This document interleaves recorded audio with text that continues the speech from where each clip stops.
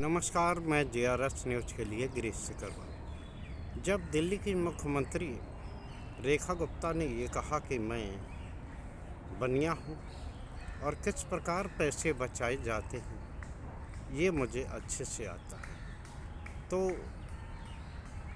न सिर्फ मुझे आश्चर्य हुआ था, बल्कि दिल्ली के लोगों को भी आश्चर्य हुआ होगा।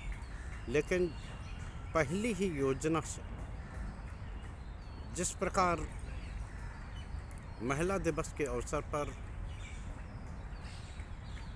दिल्ली की करीब 7 लाख उन बेटियों को योजना से बाहर किया, जिन बेटियों ने भारतीय जनता पार्टी को भर भर कर वोट दिया, तो मुख्यमंत्री की ये बात साबित होगी कि वास्तव में वो वैश्य वर्ग से हैं, बनिया हैं और पैसे बचाने की जुगत भी जानते हैं। चुनाव के दौरान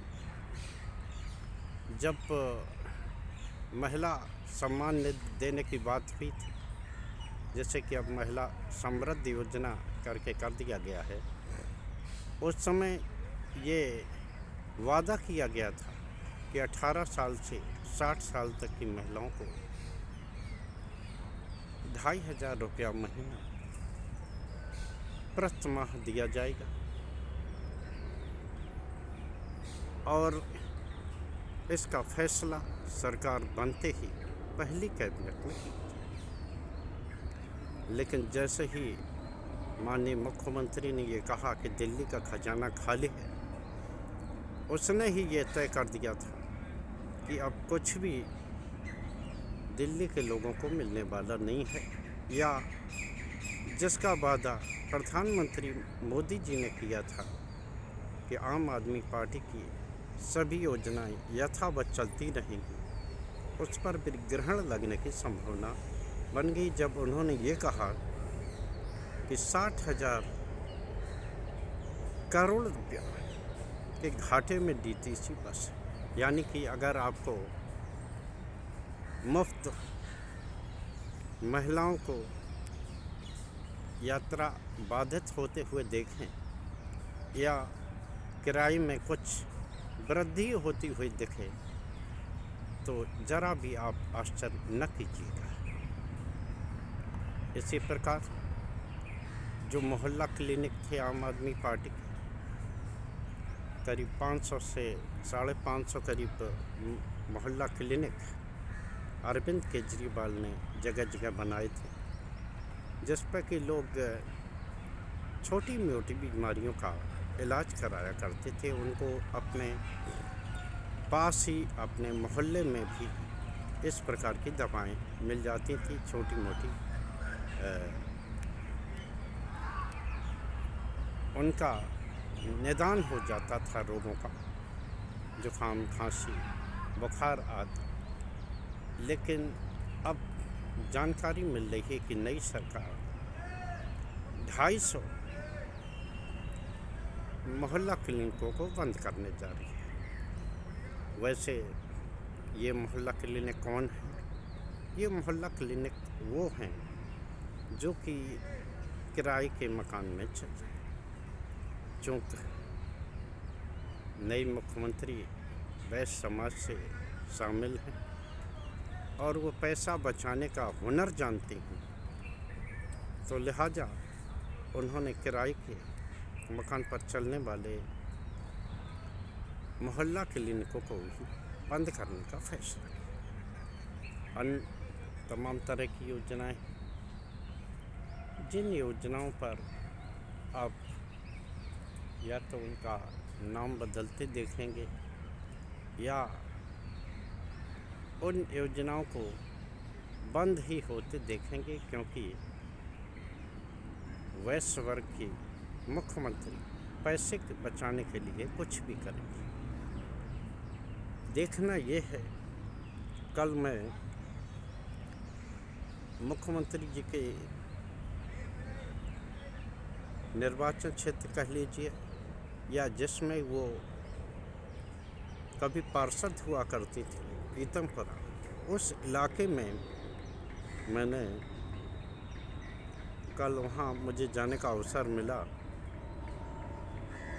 तो वहाँ के लोग भी ये कहते हैं कि रेखा गुप्ता निश्चित तौर पर पैसे बचाने में माहिर है। क्या अन्य योजनाओं पर भी ग्रहण लगेगा? लेकिन वहीं कल्याणपुरी, जो कि त्रिलोकपुरी का एक हिस्सा है, वहाँ भी मुझको वार्ड नंबर 19, जहाँ धीरेन्द्र गौतम वहाँ पार्षद हैं, वहाँ भी मुझे 19 नंबर वार्ड में घूमने का अवसर मिला। तो वहाँ मैंने ये देखा कि जो ये योजना से बाहर कर दी गई जो बेटियां हैं, उनके मन में तो संशय था ही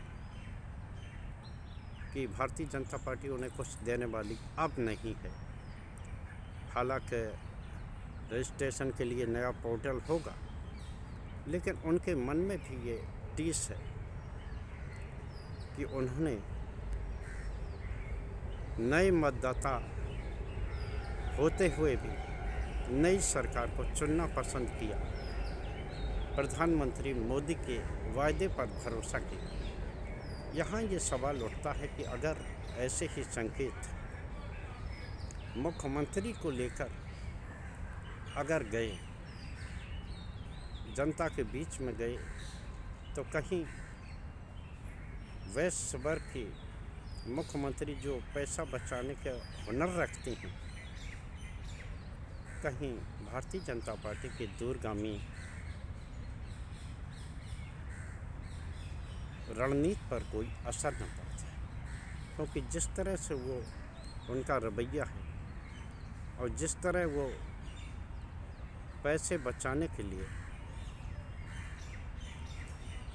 लगातार योजनाओं में कटौती करती जा रही हैं, उससे हालांकि अभी 1 महीने का लगभग वक्त हुआ है, लेकिन एक mहीने में भी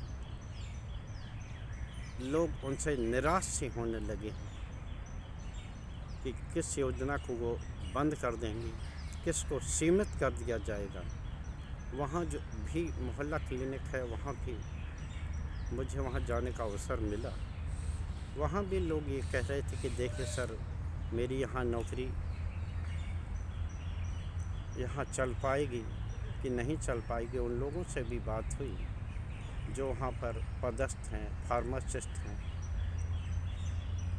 तो उन्होंने कहा कि वैसे तो अभी हमारे इस को बंद करने का कुछ भी नहीं है, लेकिन जिस तरह की स्थिति बन रही है और जिसको लेकर भारतीय जनता पार्टी वार प्रतिवार करती रही है, तो ऐसा लगता है कि मोहल्ला क्लिनिक भी बंद होंगे। अब देखना ये है कि दिल्ली के मुख्यमंत्री ऐसा न हो कि कहीं पैसे बचाने के फेर में भारतीय जनता पार्टी की जो रणनीति है उस पर ही ग्रहण न लगा बैठे। आज के ब्लॉग में बस इतना ही। जय हिंद, जय भारत। कल फिर किसी मुद्दे पर आपके मध्य आऊँगा। जय हिंद।